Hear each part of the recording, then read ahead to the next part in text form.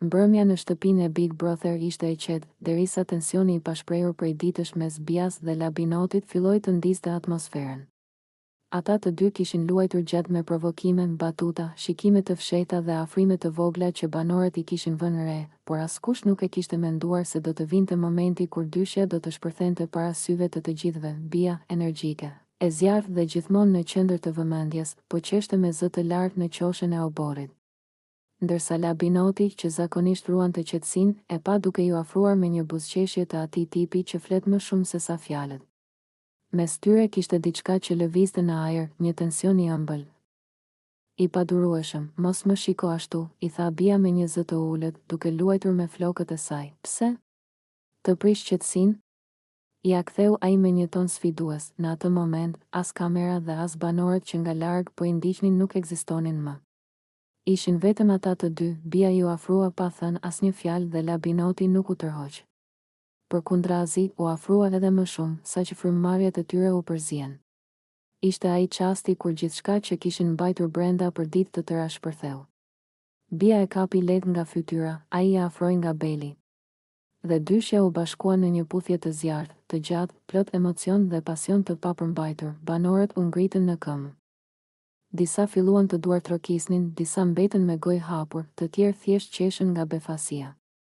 Ishte një moment jashpër, I fortë dhe I ndjerë, një puthje që ndryshoi energjinë e gjithë natës. Bia u shkput e para, e frymuar, dhe me atë buzëqeshjen e saj tipike tha, ja ku e patët, mos na shikoni më tani. Ndërsa Labinoti, me një qetësi triumfuese, vetëm u ul dhe tha, kështu ndodh kur dikush të provokon shumë. Në shtëpi shpërtheu zhurma, komentet, thashethemet. Çifti I sapo lindur u bë tema e nxehtë e gjithë natës. Dhe Big Brother, si gjithmonë, I dha publikut pikërisht atë moment që askush nuk e priste, por që të gjithë donin ta shihnin. Mbrëmja në shtëpinë e Big Brother ishte e qetë, derisa tensioni I pashprehur prej ditësh mes Bias dhe Labinotit filloi të ndiste atmosferën.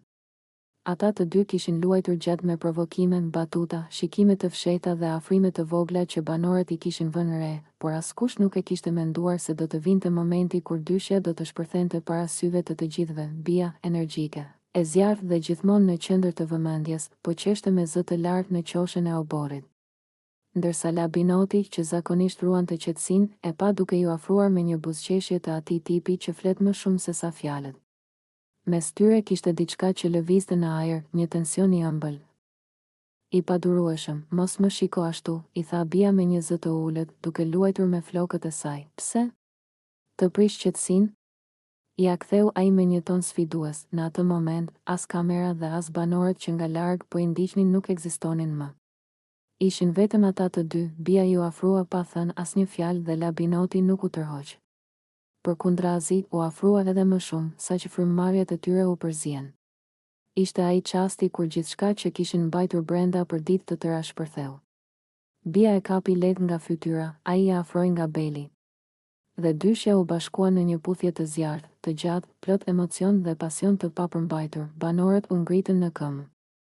Disa filluan të duartrokisnin, disa mbetën me gojë hapur, të tjerë thjesht qeshën nga befasia. Ishte një moment jashpër, I fortë dhe I ndjerë, një puthje që ndryshoi energjinë e gjithë natës. Bia u shkput e para, e frymuar, dhe me atë buzëqeshjen e saj tipike tha, ja ku e patët, mos na shikoni më tani. Ndërsa Labinoti, me një qetësi triumfuese, vetëm u ul dhe tha, kështu ndodh kur dikush të provokon shumë. Në shtëpi shpërtheu zhurma, komentet, thashethemet. Çifti I sapo lindur u bë tema e nxehtë e gjithë natës. Dhe Big Brother, si gjithmonë, I dha publikut pikërisht atë moment që askush nuk e priste, por që të gjithë donin ta shihnin.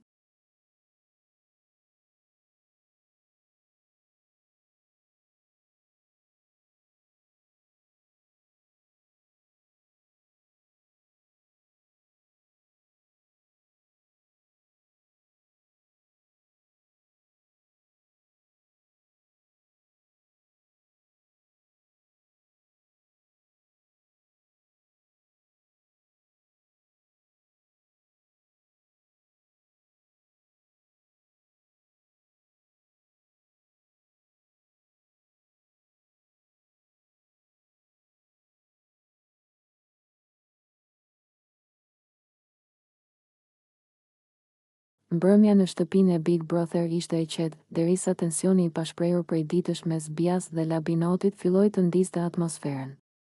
Ata të dy kishin luajtur gjatë me provokime, batuta, shikime të fshehta dhe afrime të vogla që banorët I kishin vënë re, por askush nuk e kishte menduar se do të vinte momenti kur dyshja do të shpërthente para syve të gjithëve. Bia, energjike, e zjarrt dhe gjithmonë në qendër të vëmendjes, po qeshte me zë të lartë në qoshën e oborrit.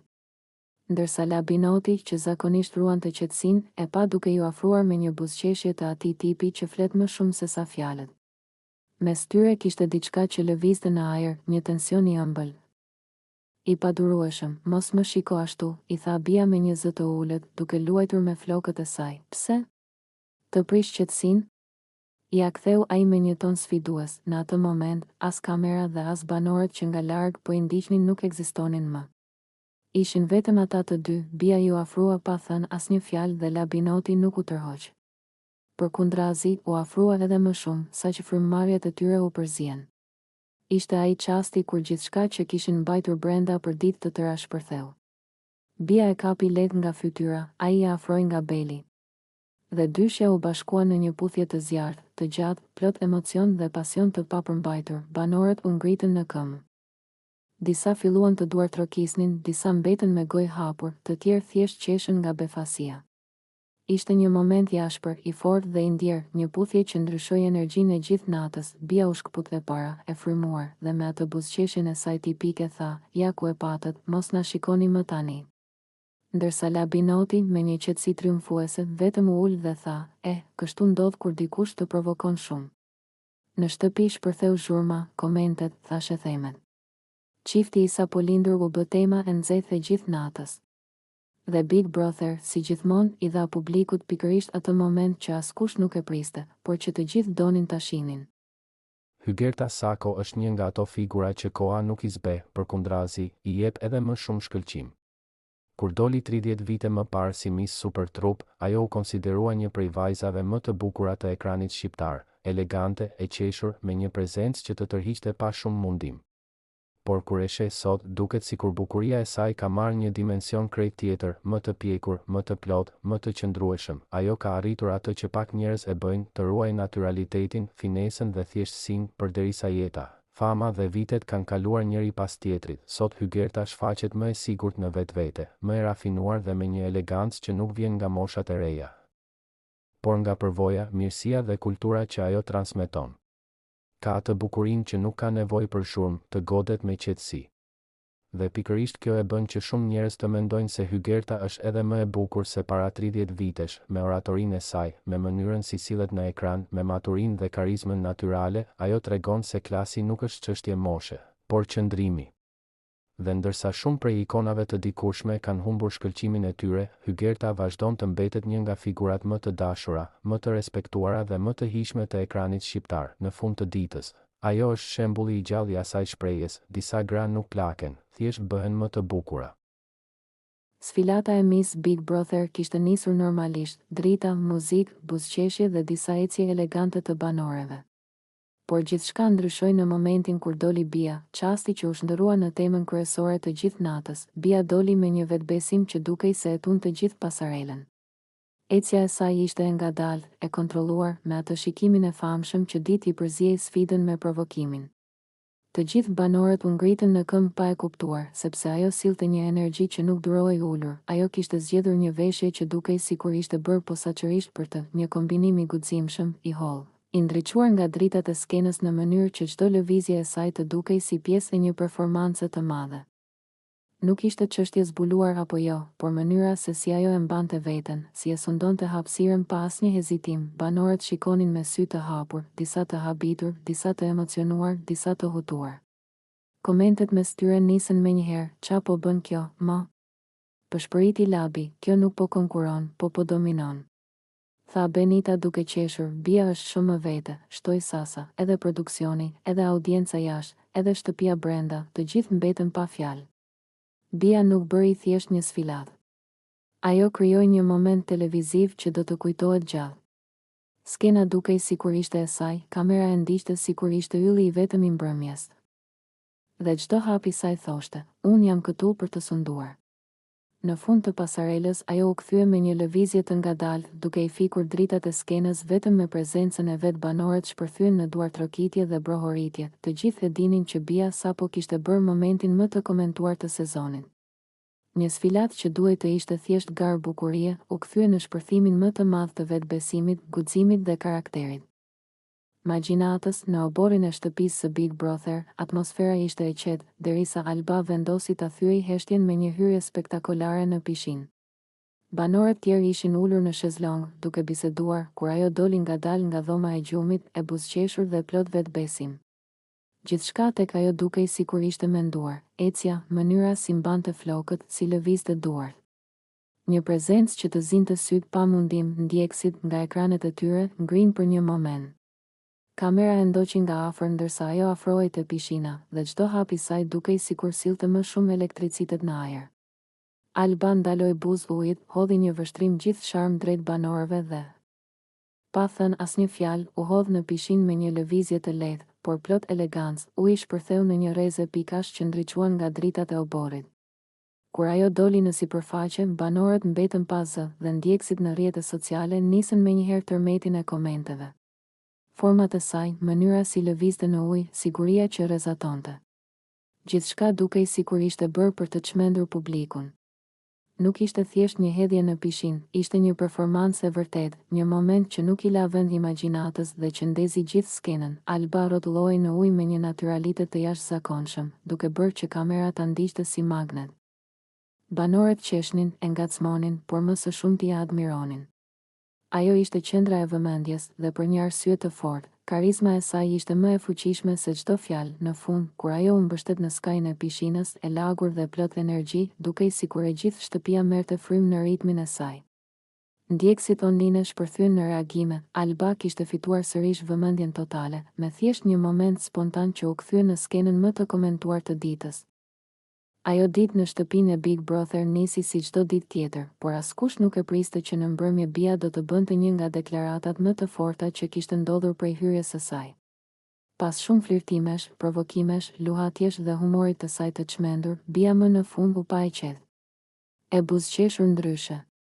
Dhe kjo vetëm për shkak të një personi të ri që hyri në jetën e saj brenda shtëpisë. Banorët e vunë re menjëherë, ajo ecte me hapa të lehtë, zëri i saj u butësua, dhe syt i shkëlqenin sikur mezi i prisnin digë. Dhe kur ai personi u afrua, Bia thjesht u kthye dhe i buzëqeshi me një shikim që nuk ja kishte dhuruar askujt më parë. Dhe ky ishte momenti kur lavdrimi, i cili prej ditësh i rrinte rrotull, ndryshoi ngjyrë. Lavdrimi e pa nga larg, i ngurtësuar, i habitur, i zgënjur. Ai kishte menduar se Bia thjesht po luante, se gjithë energjia e saj ishte për lojë, se ajo po e testonte. Por momenti kur ajo i dha pak më shumë vëmendje dikujt tjetër. E goditi fort, shtangia e tij u kthye menjëherë në xhelozi. Bia ndërkohë qeshte, bënte batuta, ulej pranë partnerit të ri dhe dukej krejtësisht natyrale në atë afërsi të re. Ishte hera e parë që e shihnin kaq të qetë, pa drama, pa shpërthime të papritura. Lavdrimi nuk duroi më. Ai ju afrua me hapa të shpejt, duke mos e fshehur dot nervozizmin.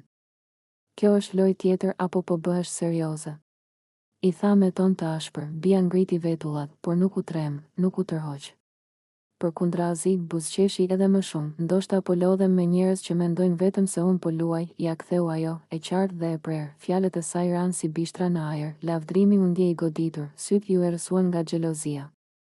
Ai e shikoi gjatë partnerin e ri të Bias, sikur kërkonte një arsye për t'i hyrë debatit. Ti s'ke pse sillesh e kështu, i tha ai, me zë më të ulët, por njësoj të tensionuar. Bia ngriti supet, kam gjithë të drejtën.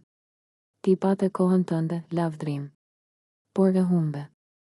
Kaq u desh. Banorët rreth e rrotull nisën ta ndjenin. Ajo ditë në shtëpinë e Big Brother nisi si çdo ditë tjetër, por askush nuk e priste që në mbrëmje Bia do të bënte një nga deklaratat më të forta që kishte ndodhur prej hyrjes së saj. Pas shumë flirtimesh, provokimesh, luhatjesh dhe humorit të saj të çmendur, Bia më në fund u pa e qetë. E buzëqeshur ndryshe.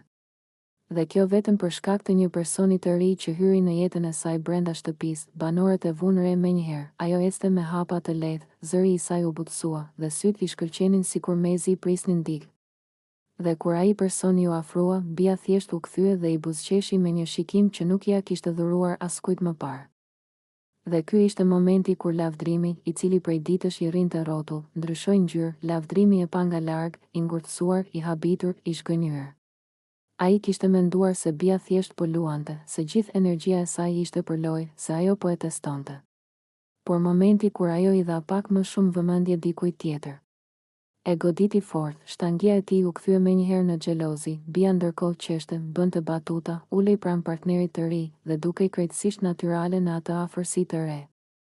Ishte hera e parë që e shihnin kaq të qetë, pa drama, pa shpërthime të papritura, lavdrimi nuk duroi më. Ai ju afrua me hapa të shpejt, duke mos e fshehur dot nervozizmin. Kjo është lojë tjetër apo po bëhesh serioze? I tha me ton të ashpër, bia ngriti vetullat, por nuk u trem, nuk u tërhoq.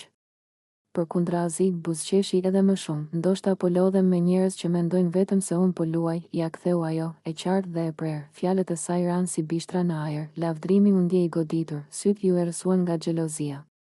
Ai e shikoi gjatë partnerin e ri të bias, sikur kërkonte një arsye për t'i hyrë debatit. Ti s'ke pse sillesh e kështu, i tha ai, me zëmë të ulët, por njësoj të tensionuar. Bia ngriti supet, kam gjithë të drejtën. Ti pate kohën tënde, lavdrim. Por e humbe. Kaq u desh. Banorët rreth e rrotull nisën ta ndjenin.